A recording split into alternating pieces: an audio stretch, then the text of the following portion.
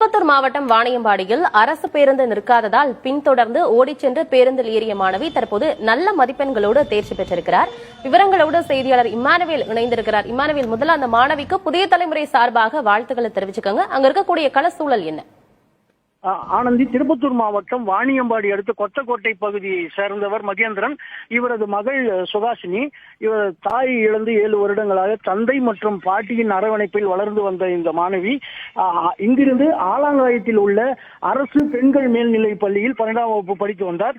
25/3/2025 வேதியியல் அதாவது பிசிக்ஸ் தேர்வின் போது பேருந்து நிறுத்தத்தில் நின்று கொண்டிருந்த போது அரசு பேருந்தானது நிற்காமல் சென்றது.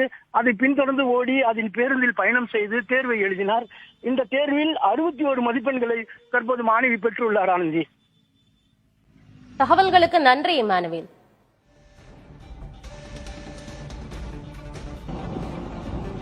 தற்போது அந்த மாணவி அளித்திருக்கும் பேட்டியை பார்க்கலாம். தமிழ்ல 93, இங்கிலீஷ்ல 68 மார்க், பிசிக்ஸ்ல 61, கெமிஸ்ட்ரியில 56, பாட்னில 51, ஜுவாலஜில 78 மார்க், மொத்தம் 437 மார்க். காலையில 4 மணிக்கெல்லாம் எழுவேன், நைட் 11 மணி வரைக்கும் படிப்பேன். டியூஷன்லாம் போனதில்ல, வெறும் ஸ்கூல் நடத்துறது படிக்கிறது மட்டும்தான். Kothakottai government girls higher secondary ஸ்கூல்ல +1 +2 படிச்சேன்.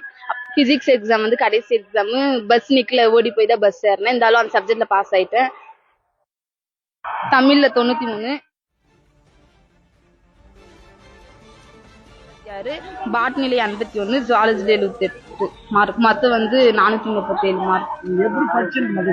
காலையில 4 மணிக்கெல்லாம் எழுவேன், நைட் 11 மணி வரைக்கும் படிப்பேன். டியூஷன்லாம் போனதில்ல, வெறும் ஸ்கூல் நடத்துறது படிக்கிறது மட்டும்தான். Kothakottai government girls higher secondary ஸ்கூல்ல +1 +2 படிச்சேன். பிசிக்ஸ் எக்ஸாம் கடைசி எக்ஸாம் பஸ் நிக்கல, ஓடி போய் தான் பஸ் ஏறினேன். இருந்தாலும் அந்த சப்ஜெக்ட்ல பாஸ் ஆயிட்டேன்.